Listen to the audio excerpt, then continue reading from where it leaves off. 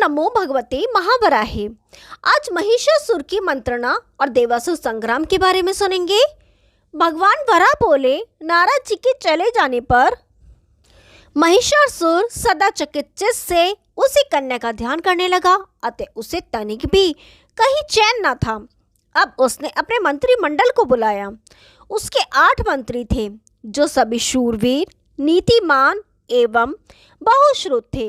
वे थे प्रघस, विघस, शंकुकर्ण, विभावसु, विदुरमाली, सुमाली, पर्यंचन और क्रूर। वे महिषासुर के पास आकर बोले, हम लोगों के लिए जो सेवा कार्य हो, आप उसकी तुरंत आज्ञा दीजिए।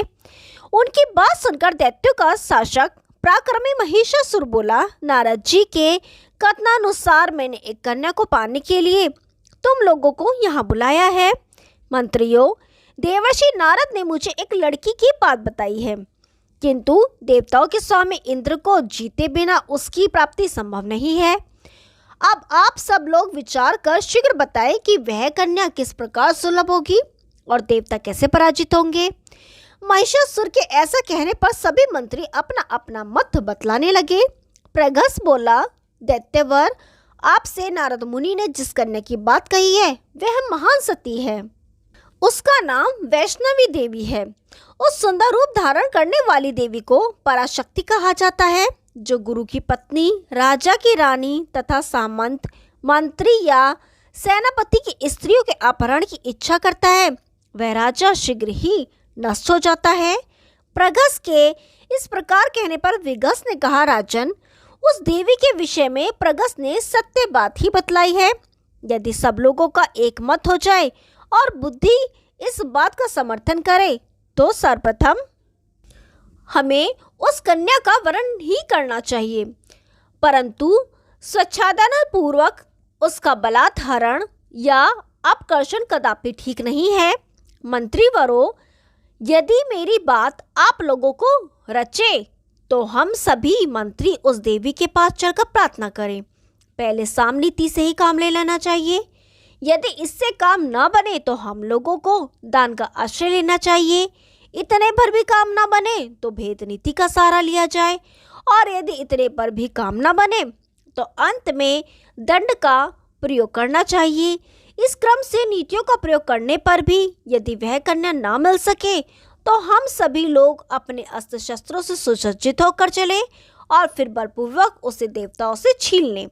विघस के इस प्रकार कहने पर अंतरंग मंत्री बोले, उस सुंदरी कन्या के विषय में विघस ने जो बात कही है वह बहुत ही युक्त है। हम लोग यथाशीघ्र वही करें। अब शास्त्रों के जानकार, नीतिज्ञ, पवित्र और शक्ति संपन्न एक दूत को वहां भेज दिया जाए। दूत के द्वारा उसके रूप, पराक्रम, शौर्य, गर्व, बल, बंधुओं के सहयोग, सामग्री, रहने के साधन आदि की जानकारी प्राप्त कर उस देवी को प्राप्त करने के लिए प्रयत्न करना चाहिए।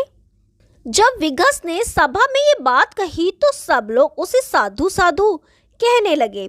सुंदरी, तदंतर सभी मंत्रियों ने मंत्री श्रेष्ठ विघस की प्रशंसा की और साथ ही उस देवी को देखने के लिए सभी लक्षणों से युक्त विद्युत प्रभा नामक दूत को भेज दिया। इधर महिषासुर के मंत्रियों ने मंत्रिमंडल की पुण्य बैठक बुलाई और परस्पर परामर्श कर उसे उस कन्या को शीघ्र प्राप्त करने के लिए देवताओं पर आक्रमण कर विजय प्राप्त करने की सलाह दी। महिष की सेना में उस समय 9 पद्म की संख्या में असुर योद्धा थे। उसने अपने सेनापति विरूपाक्ष को ससैन्य युद्ध के लिए प्रस्थान करने की आज्ञा दी। भगवान वराह कहते हैं, वसुंधरे, इस सारी सेना के साथ इच्छानुरूप धारण करने वाला महान पराक्रमी महिषासुर हाथी पर सवार होकर मंदराचल पर्वत पर पहुंचा। उसके वहां पहुंचते ही देव समुदाय में भगदड़ मच गई। सभी असुर सैनिकों ने अपने अपने शस्त्रों और वाहनों के साथ गंभीर गर्जना करते हुए देवताओं पर आक्रमण कर दिया। उनका तुमुल युद्ध देखकर रोंगटे खड़े हो जाते थे। अंजन के समान काले, नीलकुक्षी, मेघवर्ण, बलाहक, उदारक्ष, ललाटाक्ष, सुभीम, भीम विक्रम और सभानु, इन 8 दैत्यों ने मोर्चे पर वसु को मारना आरंभ कर दिया।